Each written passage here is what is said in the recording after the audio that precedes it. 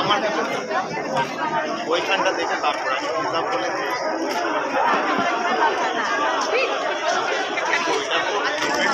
আপনাকে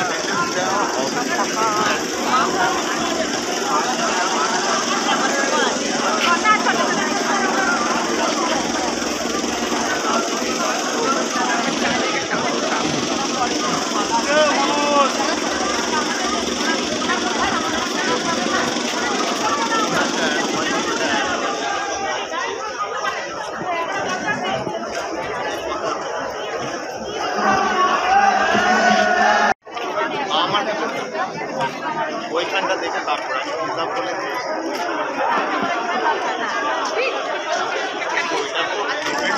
আপনাকে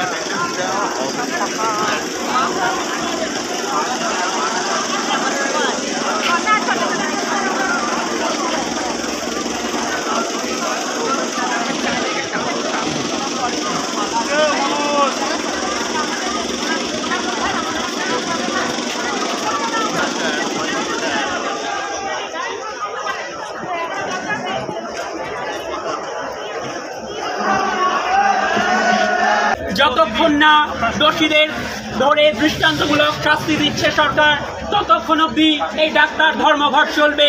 এই আন্দোলনের সংহতিতে এখন বক্তব্য রাখবে চেস্ট মেডিসিনের পিজিটি শায়রিদি। আমার ওইখানটা দেখে তারপর আমি হিসাব বলে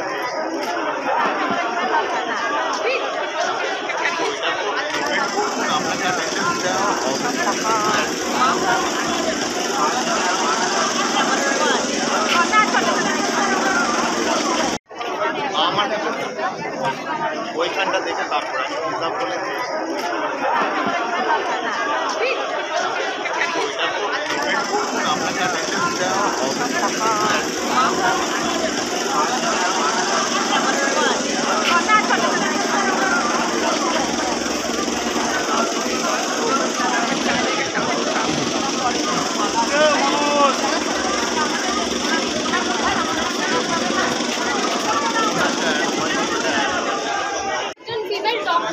ডক্টর না হয়ে সে যে কেউ হোক, তার সঙ্গেও এটা হওয়া কখনোই বাঞ্ছনীয় নয়। আপনারা নিজেই ভেবে দেখুন, আপনারা এখানে যারা আছেন, মেল যারা আছেন, তাদের অনেকেরই বাড়িতে ফোন আছে, মেয়ে আছে, তাদেরকে আপনারা পড়তে পাঠাচ্ছেন, বাইরে স্কুলে পাঠাচ্ছেন। কোথাও এই ঘটনাটা কারোর সঙ্গেও ঘটতে পারে, যেটা কখনোই কোনোভাবেই মেনে নেওয়া যায় না। আমরাও মেনে নিতে পারছি না। এই ঘটনাটা এতটাই বাজে, মানে মানুষের মনুষ্যত্ব কতটা নিচে নেমে গেছে তা আপনারা নিজে উপলব্ধি করুন। তার জন্যই আজকে আমরা সমস্ত রকম ওপিডি সার্ভিস বন্ধ রাখার ব্যবস্থা নিয়েছি। আপনাদের কোনো রকম এমার্জেন্সি কোনোভাবে হ্যাম্পার হবে না। আপনারা এটা বুঝুন, বুঝে আমাদের পাশে দাঁড়ান। কারণ আপনারা সাপোর্ট না করলে লড়াইটা আমরা একা করতে পারবো না। আর লড়াইটা আমাদের একার নয়, সমস্ত মানুষের লড়াই এটা। কখনো একটা ডক্টর বলে তার লড়াই না। আপনাদের বাড়িতেও যারা আছেন, তারা বাইরে কাজ করতে যান, তারা ফিমেল, বাইরে অনেক দূর যান, হয়তো এই স্টেটে থাকেন না, অন্য স্টেটে থাকেন। কারোর সঙ্গেও এই ঘটনাটা কোথাও ঘটতে পারে, এটা কখনোই মেনে নেওয়া যায় না। আপনারা আমাদের পাশে এসে দাঁড়ান। আমরা যতক্ষণ না দোষীর শাস্তি হচ্ছে ততক্ষণ অবধি এই লড়াই জারি রাখবো।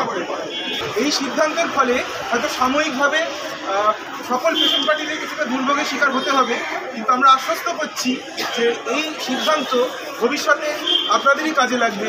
কারণ একটা হসপিটালের মতো জায়গায় যদি ডাক্তার, চিকিৎসক এবং নার্সরা শান্তিপূর্ণ সহাবস্থানের মধ্যে ডিউটি করতে পারে, সেটা আখেরে পেশেন্ট পার্টির উপকার। এবং এটাও আমরা বলতে পারি যে আমরা সমস্ত ইলেকট্রিক কাজকর্ম কর্মবিরতির ডাক দিলেও সমস্ত প্রকার এমার্জেন্সি, যেমন এমার্জেন্সি অপারেশন এবং এমার্জেন্সি ডিস্ট্রিক্টে রোগীদের দেখা হয় এবং সমস্ত ডায়াগনস্টিক, এই পরিষেবা আমরা সচল রাখছি। আর আমাদের একটাই অনুরোধ যে আপনারা সকলে আমাদের এই কর্মবিরতির সিদ্ধান্তে যোগ দিন এবং এটা সফল করতে আমরা অনুরোধ করছি।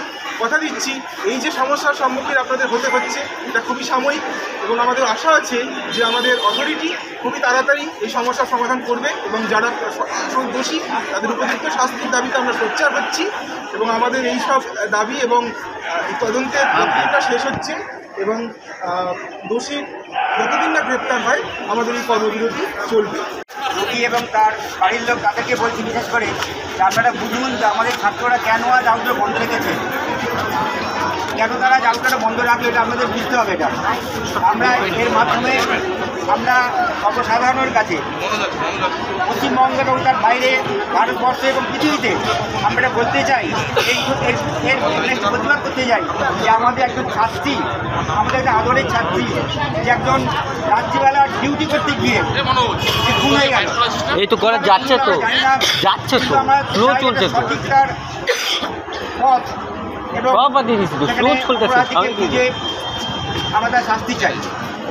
এই জন্যই আমরা আজকের এই ছাত্র আন্দোলনের সাথে আমরা সিনিয়র ডক্টর হয়েও আমরা এই ছাত্র আন্দোলনের সমর্থনে এবং আমাদের ছাত্রদের সমর্থন করছি, যাতে এর প্রতিবাদ করে আমরা একটা সঠিক রাস্তা সন্ধান পাই এবং আমরা যে অপরাধী খুঁজে পাই এবং তার শাস্তি চাই আমরা সবাই মিলে। গিয়ে তার যে এই যে পাবলিক দিয়ে দিতে গিয়ে আর এই অবস্থা হলো, সে 90 অবস্থানগত অবস্থায় মেয়েটির এই অবস্থা হলো। এরকম তো আমরাও তো নার্সিং স্টাফরা নাইট ডিউটি করছি না, সুতরাং এর তো একটা বিচার চাই। কিন্তু অন ডিউটিতে সার্ভিস দিতে গিয়ে, পাবলিক সার্ভিস দিতে গিয়ে তার এই অবস্থা, তাহলে সেটা তারা আমাদের নিরাপত্তা কোথায়? আমরাও তো এরকমভাবে নাইট ডিউটি করি, আমরা অনেক সময় একা একা মেল ওয়ার্ডে নাইট ডিউটি করি, এগুলো তাহলে আমাদের নিরাপত্তা কোথায়? এটাই বলতে চাই যে নিরাপত্তার দরকার। সরকারি জায়গায় একটা চাকরি করছে একটা মেয়ে, এইরকম দুর্ঘটনা ঘটলো, তাহলে আমাদের প্রত্যেকের নিরাপত্তাটা কোথায়? আজ কি বলবেন ম্যাম এই নিয়ে? শাস্তি চাই, যে যার এইরকম হয়েছে খুঁজে বের করে সে তার চরমতম শাস্তি চাই, চরমতম শাস্তি চাই। একটা মেয়ে একটা মানে ওই অবস্থায় একটা MBBS কমপ্লিট করে তার first year PGT, second year PGT, কত দূর পর্যন্ত গিয়ে একটা মেয়ে যদি ওই জায়গাটায় গিয়ে ওই রকম অবস্থা হয়, তাহলে সাধারণ মানুষের, সাধারণ মেয়েদের কি ইয়ে আছে এখানে পশ্চিমবঙ্গে? যে এই ব্যবস্থা করেছে, যে এই অবস্থা করেছে তার উপযুক্ত শাস্তি চাই, কঠিনতম শাস্তি চাই। নিরাপত্তায় ভুগছেন আবার সেই ইউনিটের মধ্যে, ওই ঘরের মধ্যে, সেগুলো কেন যথাযথ ব্যবস্থা হবে না? তাহলে আপনার কি আতঙ্কে ভুগছেন? তাহলে এখন হ্যাঁ, নিশ্চয়ই আতঙ্কে ভুগছি, কারণ আমরাও নাইট ডিউটি করি, আমরা নার্সিং স্টাফরা প্রত্যেকে নাইট ডিউটি করি, প্রত্যেকে এই ছেলেদের ওয়ার্ডে নাইট ডিউটি করতে হয়, একা একা নাইট ডিউটি করতে, অনেক সময় একা একা নাইট ডিউটি করতে হয়। হ্যাঁ, আমার ছেলের মেয়েরা স্টুডেন্ট, তাদেরও কি হবে? তাদেরও তো এই অবস্থা হতে পারে। এত দূর পর্যন্ত একজন গিয়ে যদি এই রকম মর্মান্তিক পরিণতি হয়, তাহলে কি অবস্থা? কেন হবে না এই জিনিসটা? চূড়ান্ততম শাস্তি চাই, মোট কথা আমরা চূড়ান্ততম শাস্তি চাই।